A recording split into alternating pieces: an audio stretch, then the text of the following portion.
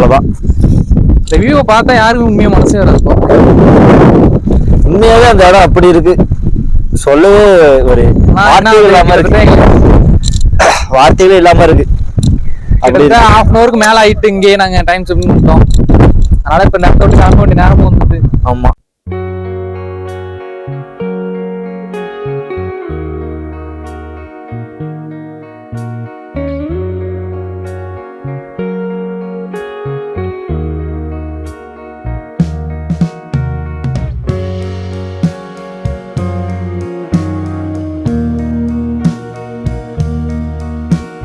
இப்போ வந்து அவர் என்ன பண்ணிட்டு இருக்காருன்னா, போதி தர்ம